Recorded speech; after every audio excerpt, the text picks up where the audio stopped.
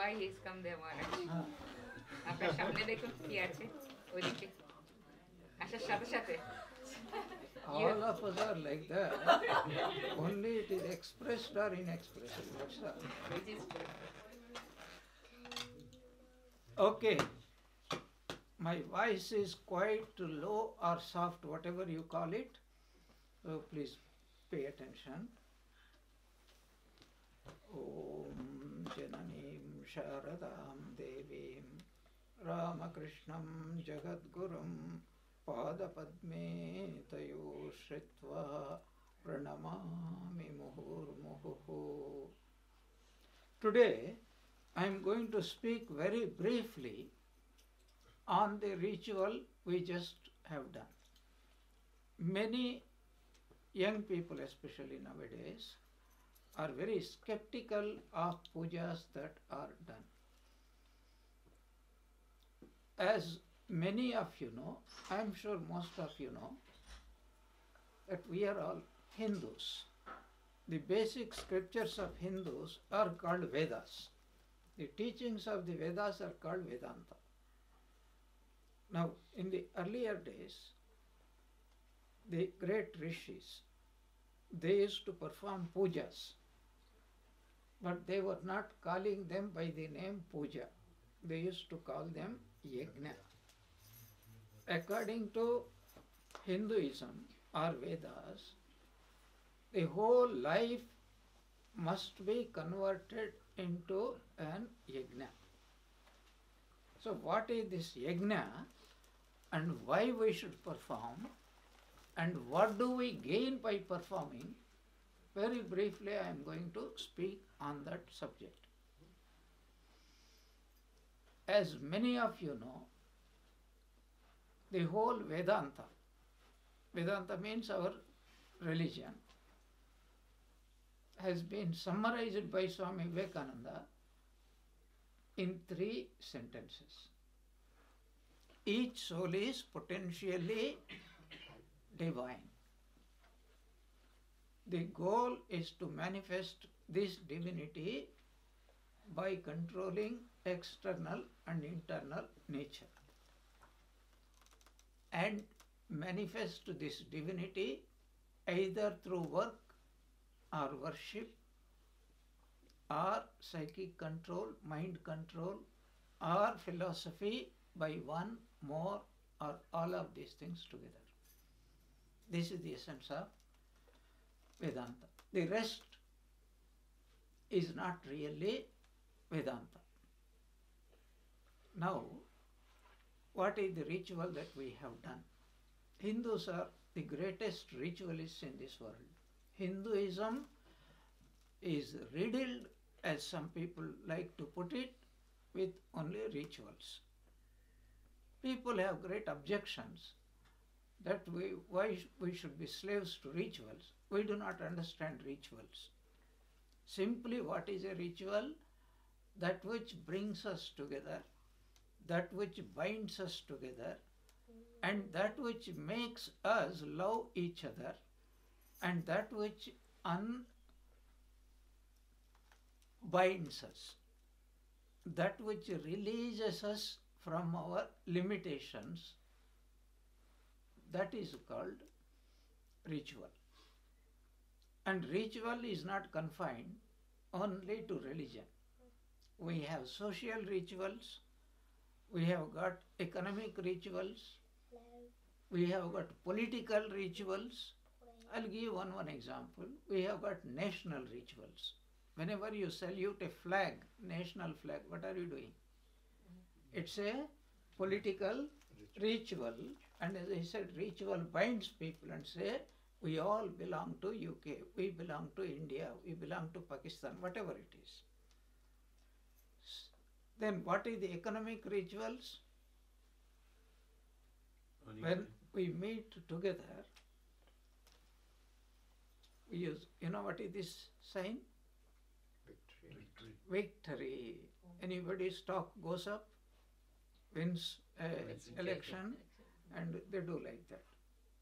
So the whole crowd goes into frenzy, like that they go on showing. But here also you observe this one, something special is there. At the top there are two. At the bottom they are all united, become one. That is the purpose of the ritual.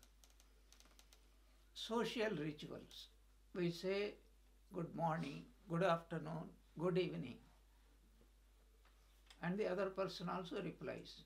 If you say good morning, he says shame to you. Got it? Some of you perhaps, did you understand? Did you? Shame to you. Did you understand? Shame to you? No. I don't think they would. Yeah, there is a anecdote behind it. You see, one East Bengali came to UK. Early morning, he went out for a walk. He met an elderly Englishman who was also walking.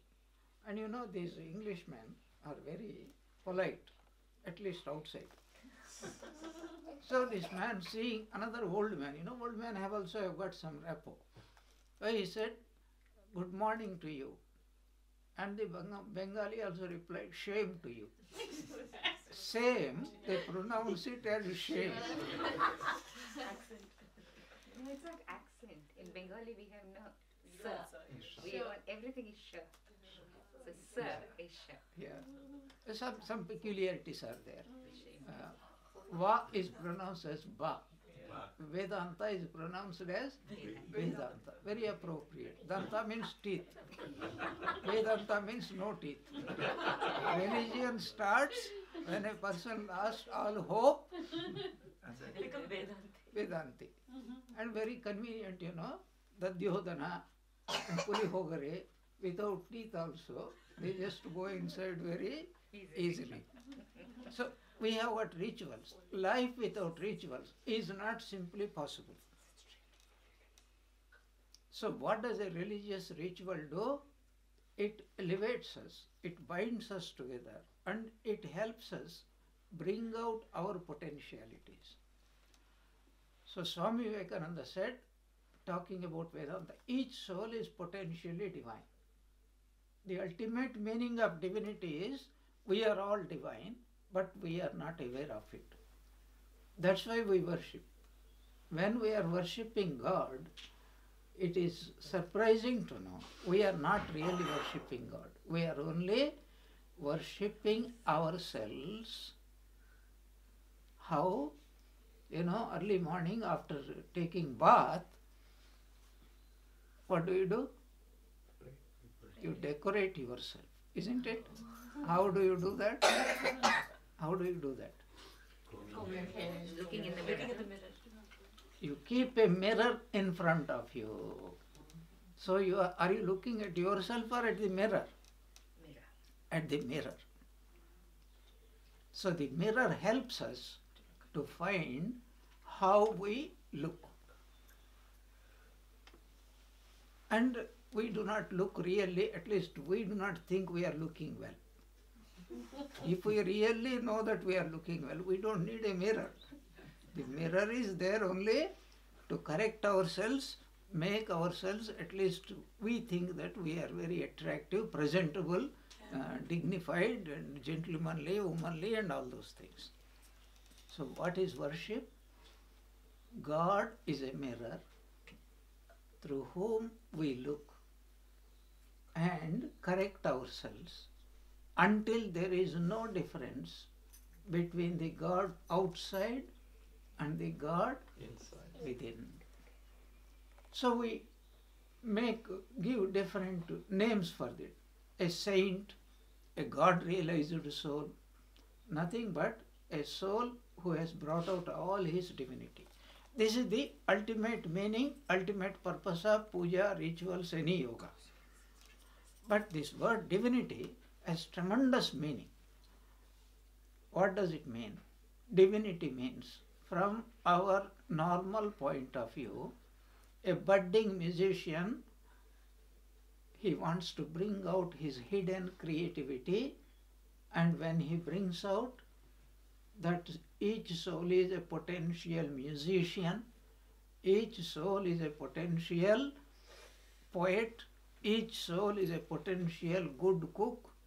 I especially use that word, potential cook. Many people are under the impression they are perfected cooks.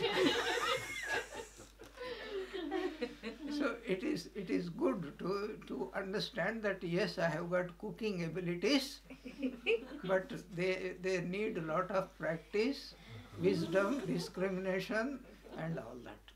It's very interesting, when I went to one devotee's house, the person cooked and said, Maharaj, I think you will be very happy with my cooking. I asked only one question. Did you ask me before cooking what I like? What did you cook? What you liked, you cooked. But what you liked, I may not like. If you want to please me, you have to ask me. Makes sense, isn't it? If you come to know that through some other means that Swami likes this or that one, you give always what the other person is really likes it or what makes the other person happy. The same thing goes to Sheva, not Sheva. Shaving, not shaving, not saving. Serving, Seva in Hindi language means to render service. So what is that the other person requires? You give that service, then the person will be happy and your activity also becomes fulfilled. What is the point? Whenever I talk, you will have to come to the point. What am I talking about? When we really do puja, we are not doing any good to God, because God is not in need of either your service or your food. He gets probably much better food in Vaikuntha than you can ever serve. But by loving service, loving puja, then we become better and better and better until there would be no difference between God and ourselves. That is the only purpose of puja. And there is a beautiful Sanskrit saying, who is really fit to do puja? You will be surprised, even shocked to understand what is the requirement. You first become God, then worship God. Because who can really worship God? Only God.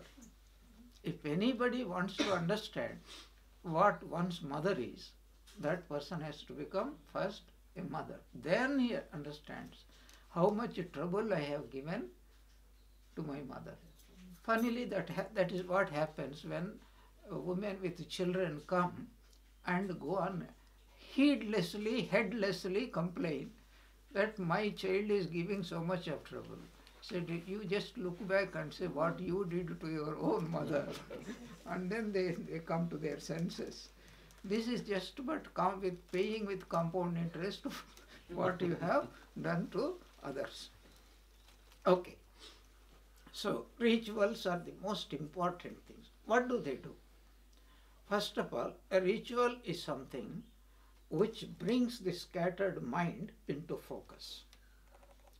If anyone asks us, why don't you meditate upon God? It's not possible. Why don't you concentrate upon God? Not possible at this stage. Our mind is highly scattered, but yet there is a sincere desire. I want to love God. Ritual is the first place.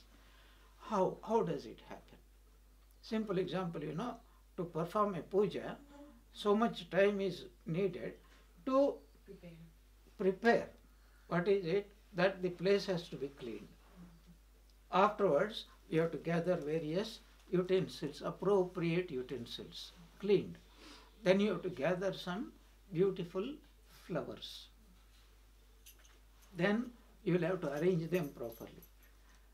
After doing everything, you also, of course, presumably you take bath, you clean yourself, and then you are in a position, you come and do. But the mind is easy to clean the body, very difficult to clean the mind. What does it mean? It means it is thinking 100 thoughts. But when we sit to do worship, for example, Narayana, what happens? This cleaning the utensils is for Narayana. The cleaning the floor where the worship is to be conducted is for Narayana. and the garlands are made for Narayana. So the restless mind is put to use into various activities, but the central thread that unites all activities is Narayana. This is how rituals help. If we do them properly, rituals, they mature into meditation. Meditation matures into knowledge. Knowledge makes us realize our oneness with the deity. True worship begins when we become identified with God. What is worship? Not offering something. Worship is to love God. Who can love God? Who can love you the most? Yourself. Only yourself.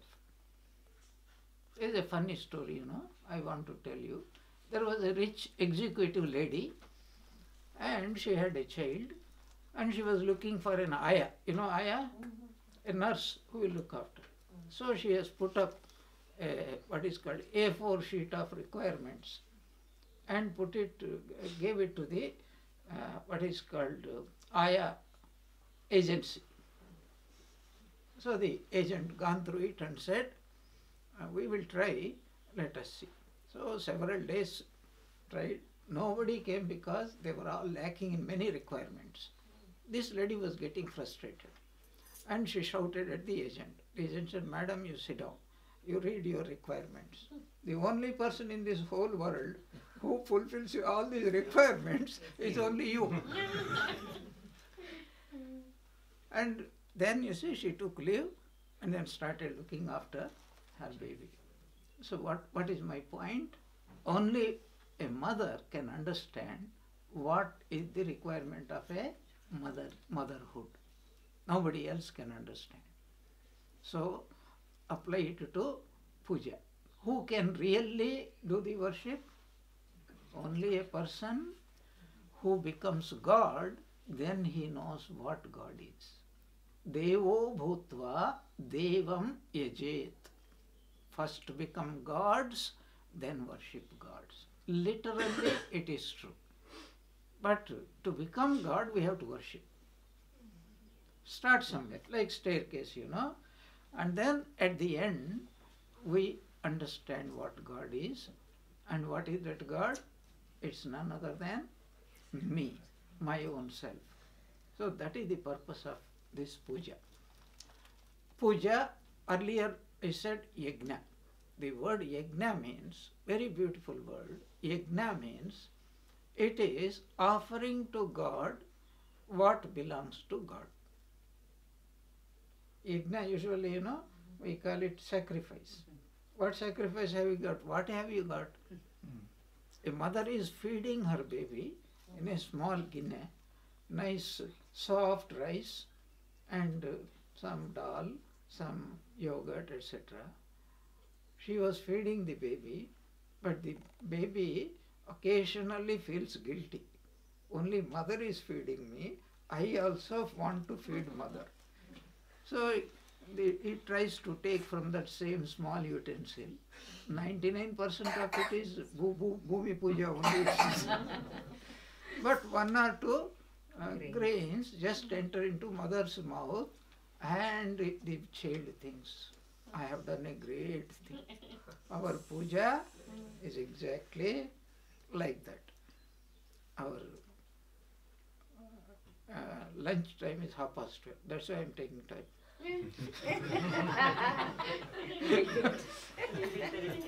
So, only a highly spiritual person can really worship God. But worshipping God is greatly helpful. I know how helpful it is. It focuses the mind. It ultimately makes us surrender ourselves to God. The ultimate test of puja is to feel that nothing belongs to me, everything belongs only to you.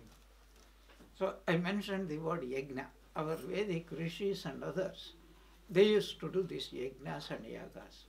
So what is the idea of yajna? Simply it is this. Whatever I am, whatever I have. That means it covers everybody. It is God's. We belong to God, our body belongs to God, our mind belongs to God, our possessions belong to God. There is nothing which belongs to us. Therefore, what is the puja or yajna? To know for definite that the whole world belongs to God. I am in the world, so I also belong to God. When that knowledge comes, one need not to do any more puja, because whatever that person life, that itself is living puja. His breathing is puja. His seeing is puja. His moving is puja. His walking is puja. Is a beautiful hymn. It is called Shiva Aparadha Kshamapana Stotra. Oh Shiva, please forgive me. And then there is Atmatvam Girija Matehi. It starts like that. What does that mean? Oh Lord, what I call me, I, is nothing but you. Nothing else. So when I am looking at you, this is called darshana. What I am looking at? Only God. I am looking at you. You think you are somebody, I think you are somebody, but if Sri Ramakrishna is looking at you, what do you think he will say? Looking at God. The Divine Mother. There is no male, female, human, non-human. Whatever exists, existence is nothing but God. We lack that vision. Puja helps us to regain that vision. So what is that, as I mentioned earlier, in our Vedic times, what used to be called yajna now has come to be known as puja. This is the first. It is the same. Puja means yajna. Now you see, we offered 108 flowers. What does that mean? 108 flowers, 108 times you are taking the name of God. Do you know what is the symbolism? Earlier, they used to worship God called yajna. Yajna means what? They lit up a fire and give ahutis. Usually 108 times. I changed it. Instead of swaha, Sri Ramakrishna swaha, I used the word Sri Ramakrishnaya namaha. Instead of ghee, we used flour and sandal paste. This is the only difference. But we are only worshipping God. Now, what is this idea of sacrifice? What does it mean? Usually the English word sacrifice means I sacrificed my life for the country. I sacrificed my life for somebody's sake, to save somebody. That means I have given something which belongs to me to somebody else. That's a very wrong idea. Yajna means acknowledging, oh Lord, I have nothing to give you. I have everything to receive. Whatever you are giving, I can only receive. A baby, what can the baby give? But if it is happy, mother is very happy. So if we are happy by doing puja, God is very happy. He doesn't require anything. And not only that, funny thing, we offer to God whatever we like. Why? Because after the puja is over. That's true. It's very true. Who is really, even the very sight of what we are offering and makes the puja very valuable. Okay. Did you understand the central point? What is puja? Acknowledging to God that everything belongs to you. I also belong to you. It is wrong to think I am somebody. I belong to you. Sri Ramakrishna used to say, this is the relationship. I am your servant. I am your devotee. I am your child. You are my mother, father, master, everything. Tvameva bandhuscha sakha tvameva. Tvameva sarvam mama deva deva. That is the idea. We have to understand it. Now I will tell you, every puja, and if it is a Brahmana, he is supposed to do Sandhya Vandana. That is also puja. And that also has got, every puja has got 4 parts. How many? 4. You have to reply to me. Because that shows 2 things.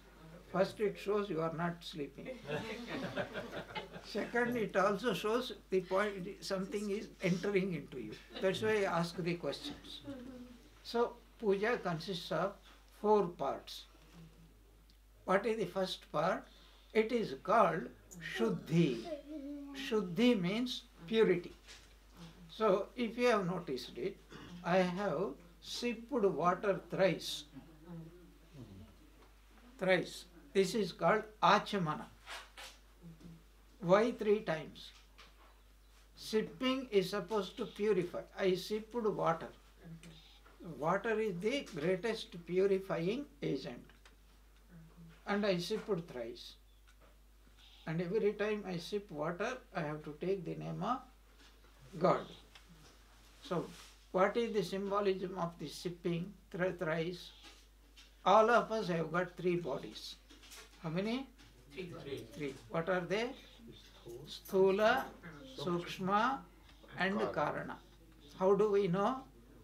Because what we are doing now is called Sthula Sharira. This is called waking state. When we lie down on the bed, I am only giving important point because not necessary to lie in the bed. Sitting on chair also we can do. Enter into second stage. What is that second stage? Dreaming stage. Dreaming. That is called Sukshma Sarira. Nothing to do with outside.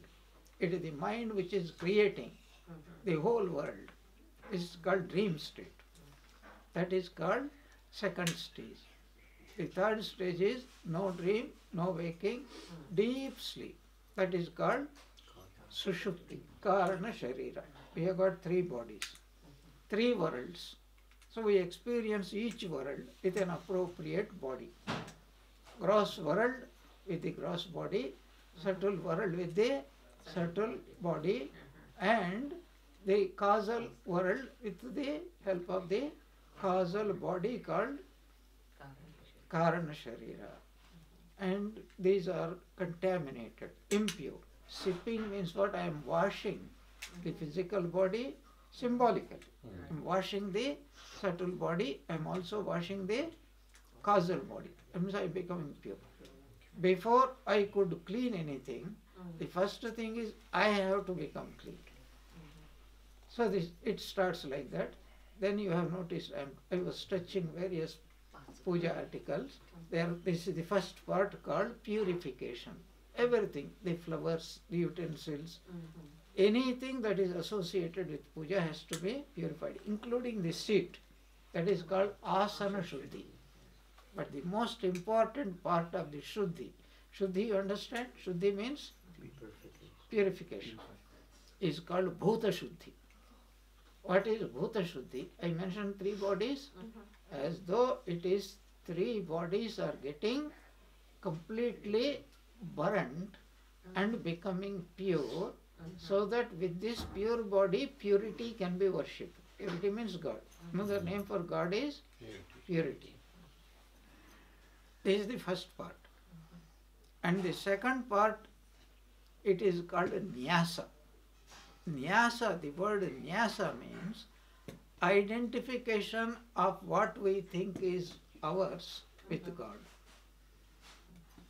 So that is where the word sannyasa comes. Samyak nyasa, complete identification. What does that mean? When there are certain mantras. So if I am doing this karanyasa, with hands I am doing something. I am Angustabhyam Nama, Ram Tarjanibhyam Swaha. Mind, I am Ra, Ma, Krishna. That means, oh Ramakrishna, my hands, these hands, I was thinking they are mine, but now I know they are your hands. They are your feet.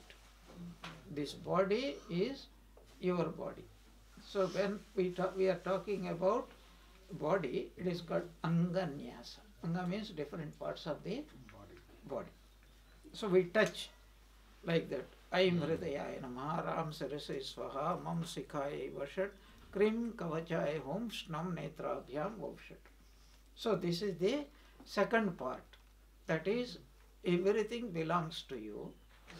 And this idea in simple Bengali language is called Ganga Jale, Ganga Puja. What does that mean? See, Ganges water is supposed to be very pure. Suppose you want to worship Narayana. What do? You take Ganga water and sprinkle, you feel pure and you feel that everything else is pure. Suppose you want to worship Shiva. What do? Same thing. Suppose you want to worship Lakshmi. What do? Same thing. Suppose you want to worship Ganga Devi. What do? You take water from Ganga and offer it back.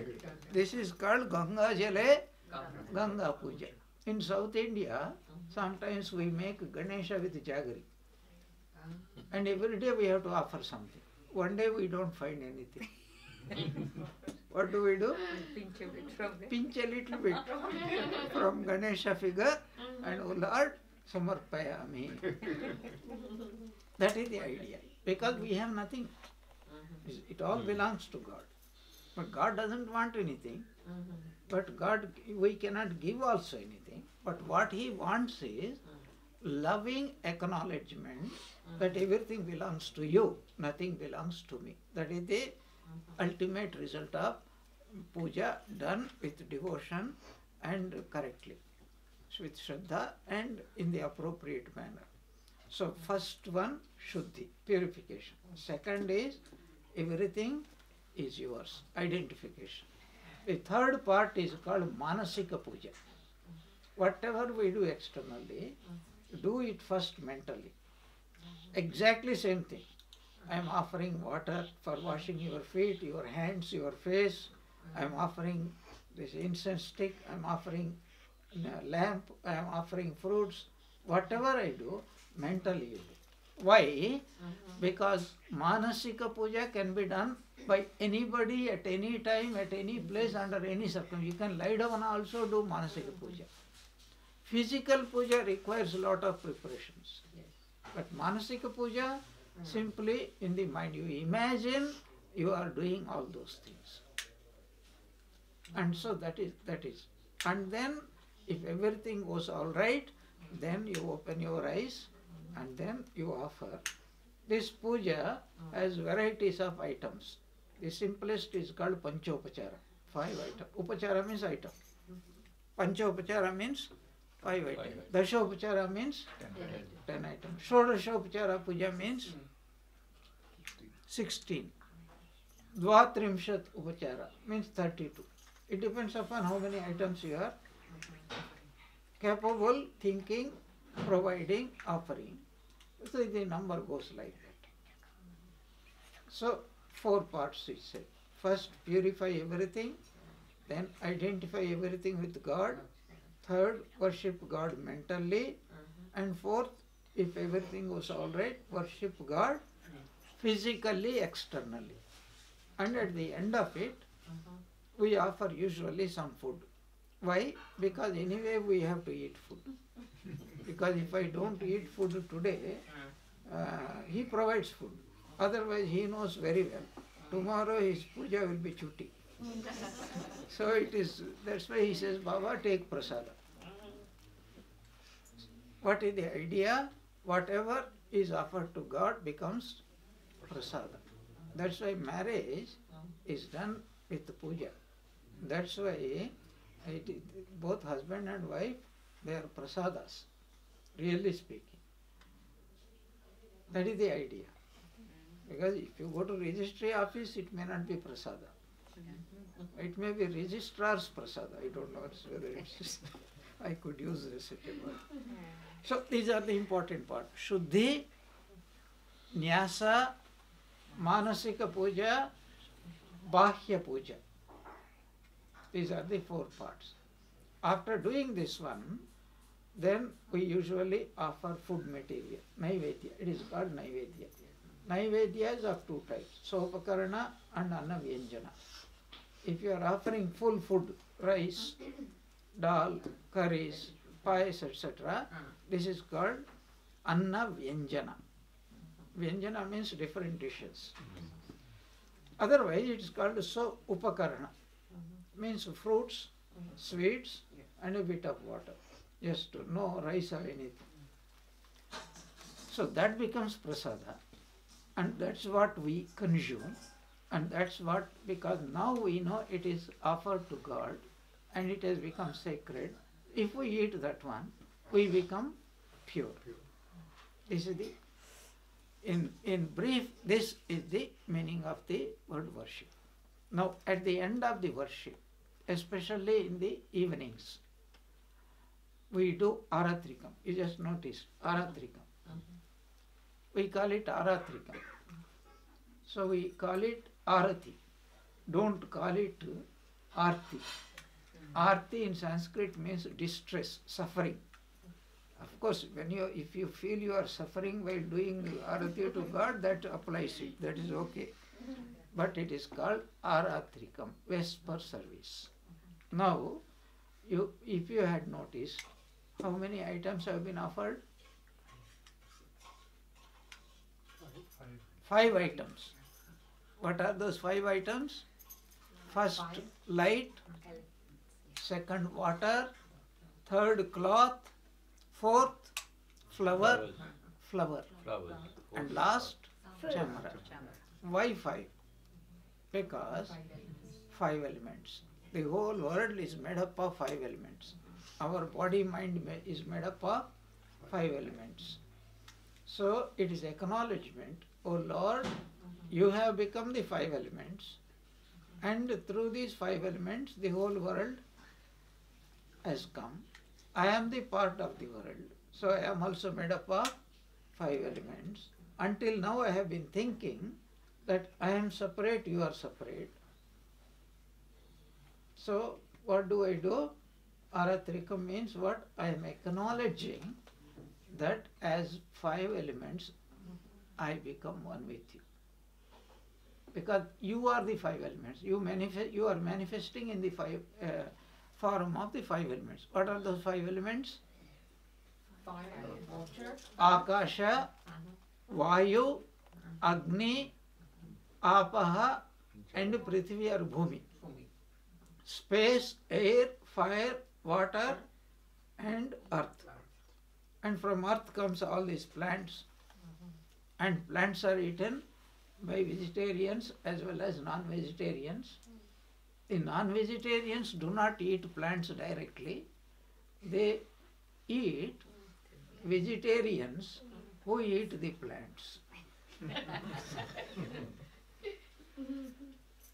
Nowadays vegetarian has become a fad. Yes, yeah, it's very So many of them had become vegans. Vegans.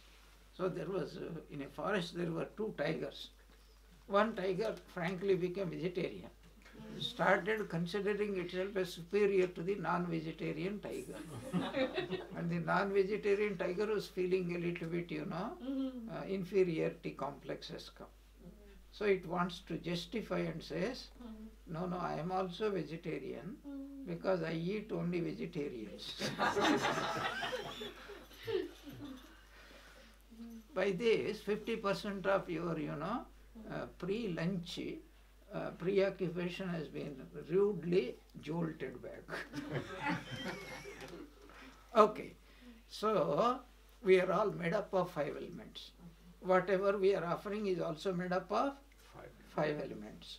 To acknowledge, O Lord, you are manifesting in the form of the 5 elements is the direct result of puja done properly. So in other words, what does it mean? That the whole world belongs to you, and I am in the world, I also belong to you. So if the whole world belongs to you, what have I got to offer? Flowers, fruits, food material, water. To make this point clear, we offer these 5 elements, we do aratrika. Now you use your mathematical or rational faculties. Which item represents which element? So, light. Light is represented by him, fire. Water is represented by fire. Chamara, last.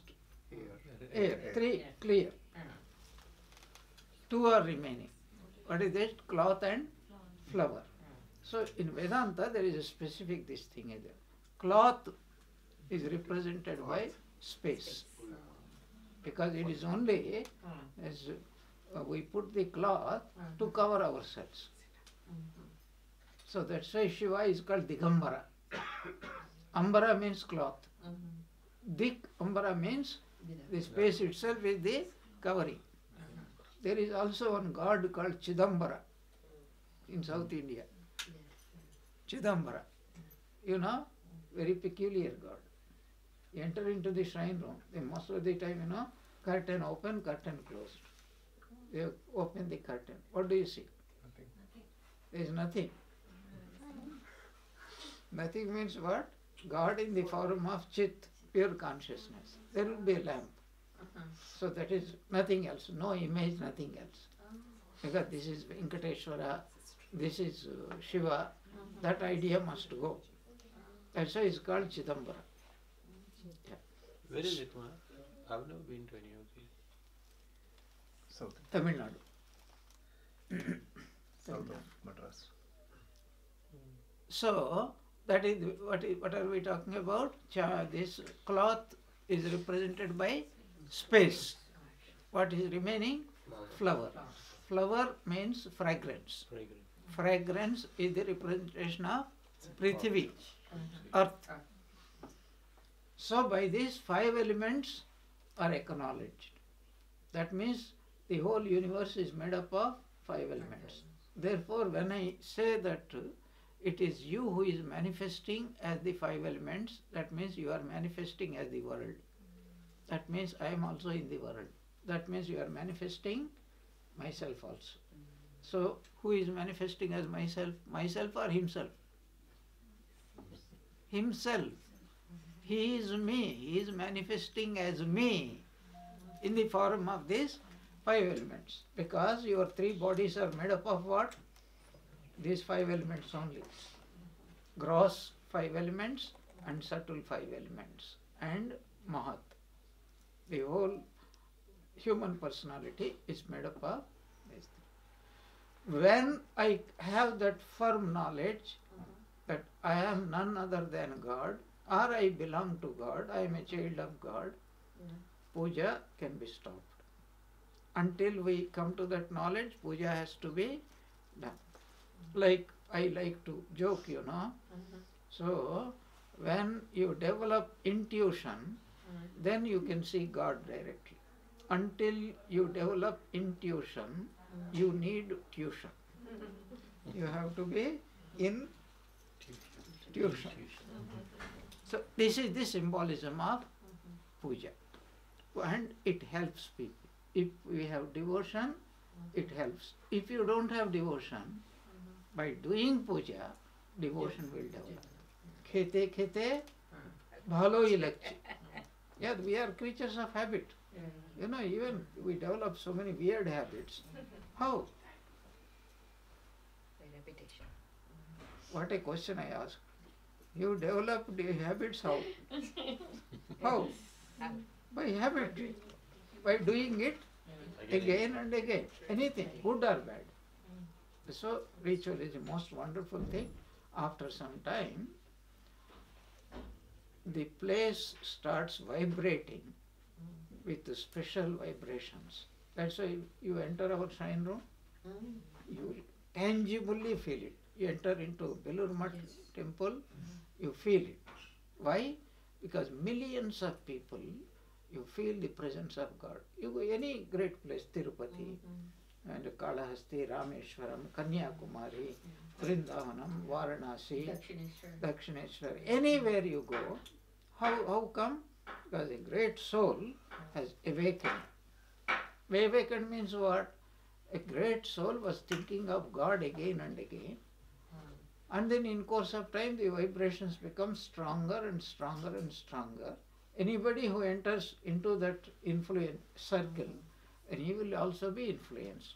That is how puja is highly useful for us, and the most important thing is, all of us, whatever we offer into the Lord, we gladly accept it as what? Prasada. And what is prasada? That which makes the mind pure and elevated. That is called prasada. So very briefly, I can tell you a lot of elaborations, but very briefly, this is the real meaning of puja. In one sentence, O Lord, the whole world belongs to you, I also belong to you. That is the essence of puja. Om Shanti Shanti Shanti.